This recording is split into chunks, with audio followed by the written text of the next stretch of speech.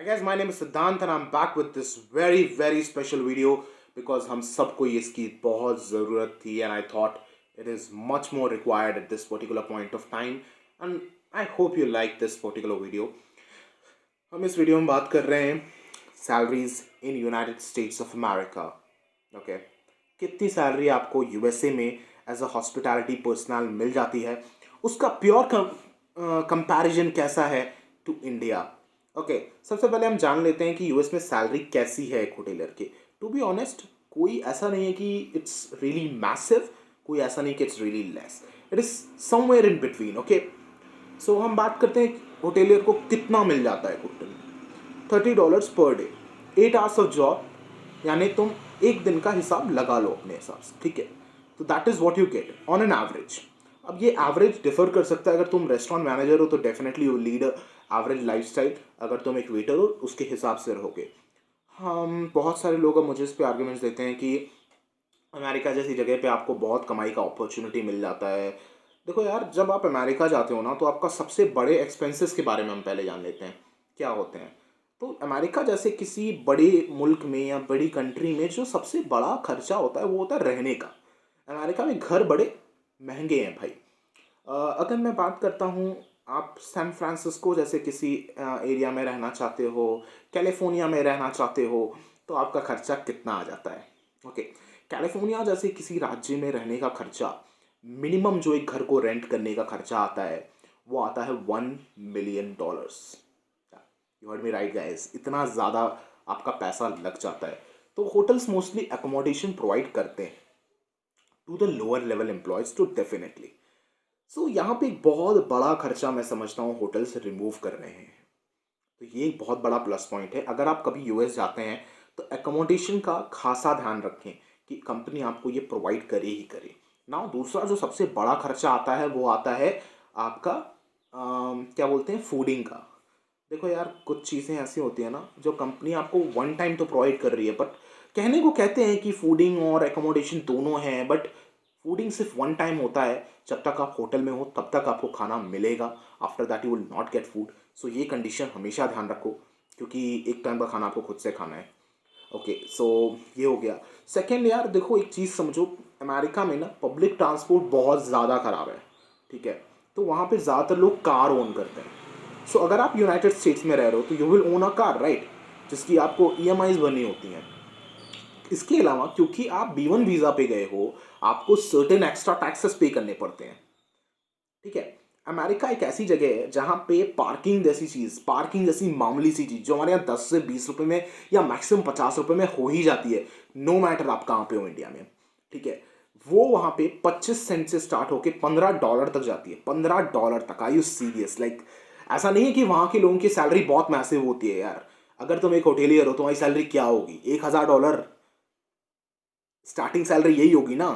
अगर $15 एक पार्किंग का देना पड़ रहा है तो क्या ये वर्थ है?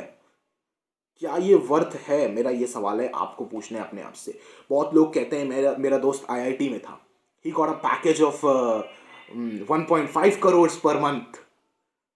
नहीं यार, ऐसा नहीं होता. ठीक है, ये बहुत हवाबाजी होती है.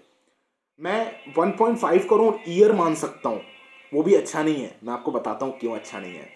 एक एवरेज जो यूएस का बंदा होता है ना, उसका सालाना खर्चा ही तकरीबन 50 लाख के करीब होता है इंडियन करेंसी में कन्वर्ट करने पे, अगर आपको कोई अच्छी लाइफस्टाइल जीनी है. देखो यार, एक चीज़ समझो मेरी. एक होता है लाइफस्टाइल जीना. ठीक है, एक बात मैं आपको बोलना चाहता हूँ, मेरे खुद के देश यानी इंडिया के फेवर में बोलना चाहता हूँ ये बात. लोग कितना भी अपने देश को नापसंद करें, कुछ भी करें, बट एक बात है यार, आप डिसएग्री नहीं करोगे. इंडिया में ना एक बंदा जो महीने का 60 से 70 हज़ार कमाता है ना, वो एक एवरेज बहुत अच्छी लाइफस्टाइल जी सकता है. महंगे से महंगा खा सकता है, महंगे से महंगा पहन सकता है, अपनी बीवी अपने बच्चे को खुश रख सकता है. That is the reality. और बहुत लोग मुझे कहते हैं, सिद्धांत, होटल इंडस्ट्री के एवरेज मैनेजर की सैलरी कितनी होती है? तो मैं आपको बहुत क्लियर बोलता हूँ, विथ एक्सपीरियंस ये सैलरी बढ़ती जाती है. पहली बात. दूसरी और सबसे इम्पॉर्टेंट बात, अगर आप में कैपेबिलिटी है, देन आपको मैं गारंटी दे रहा हूँ दोस्तों, कि आप 9 से 10 साल में एटलीस्ट मैनेजर की पोस्ट पे होंगे. यानी कि किसी अच्छे ब्रांड के अंदर ना सिर्फ आपको वो लोग कपड़े दे रहे हैं, खाना दे रहे हैं, आपके बच्चों की फ़ीस में कुछ कंपनसेशंस देते हैं, मेडिकल्स देते हैं इंडिया में, बल्कि 60 से 70 हज़ार की सैलरी भी देते हैं। कुछ एक्सेप्शंस में तो ये सैलरी 1-1 लाख तक जाती है यार। तो क्या 1 लाख रुपए या 60 से 70 हज़ार रुपये महीना की सैलरी कम होती है after getting so many benefits? That's my question यार। क्यों हम बार बार कहते हैं कि यूएस जाना है, यूएस जाना है, यूएस जाना है? कोई ज़रूरत नहीं है मेरे ख्याल से। इंडिया में मेहनत करो 10 साल, 20 साल।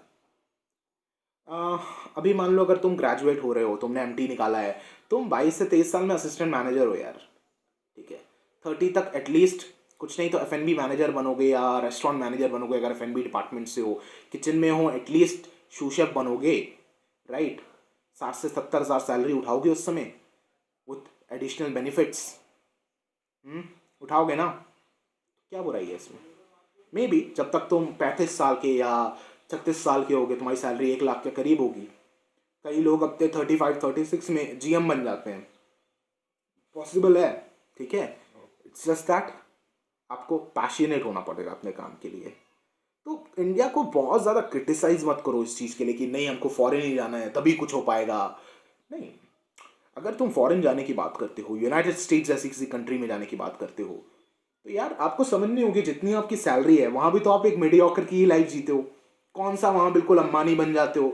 हाँ, इंडिया के लिए तुम अंबानी हो, मान सकता हूँ कि इंडिया में जब तुम अपने दोस्तों को बोलते हो dude, dude I earn 4 lakhs per month, that is amazing, फर्क नहीं पड़ता यार। तू 4 लाख कमा रहा है पर तेरे यहाँ का एक्सपेंस भी तो उतना ही है। You are not been paid ऐसे ही, नहीं, वहाँ का एक्सपेंस वैसा है इसलिए आपको इतना मिलता है। यू नो, हॉस्पिटैलिटी से रिलेटेड एक टर्म बताता हूँ मैं। दुनिया की सबसे महंगी कंट्री कौन सी है पता है आपको? स्विट्जरलैंड है।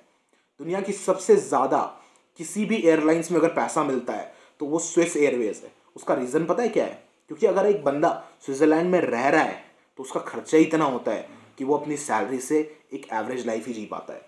So if you want to live an extraordinary life India जैसी कंट्री में, अगर मेरे भाई तुम्हारे पास 2 लाख रुपए की सैलरी पर मंथ है ना, तुम अगर फूड एंड बेवरेज के डायरेक्टर हो, तुम्हारी सैलरी 2 लाख के करीब होती है, ठीक है भाई, it is more than enough.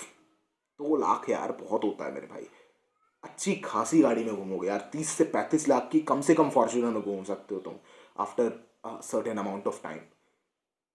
तुम कैपेबल हो, तुम अपना रेस्टोरेंट खोल सकते हो इंडिया में, तुमको कनेक्शंस होंगे तुम्हारी इंडस्ट्री में। So never lose the hope. जो लोगों के पास पैसा है वो फॉरेन जाना चाहते हैं, वो जा सकते हैं। I will give a very nice advice, पता है, यूएस जाओ, अच्छा खासा पैसा कमाओ, इंडिया में आओ, बिजनेस करो, that is what you can do guys.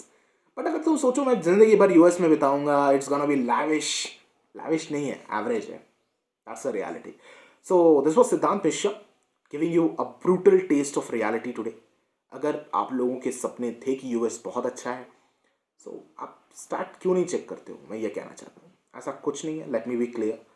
हाँ, next video is coming on cruise lines. I am gonna talk about in detail कि आप क्रूज कैसे ज्वाइन कर सकते हो, क्या ही घपले चल रहे हैं इसमें और क्या प्रोसेस होते हैं। Okay, so till that video, bye bye, take care.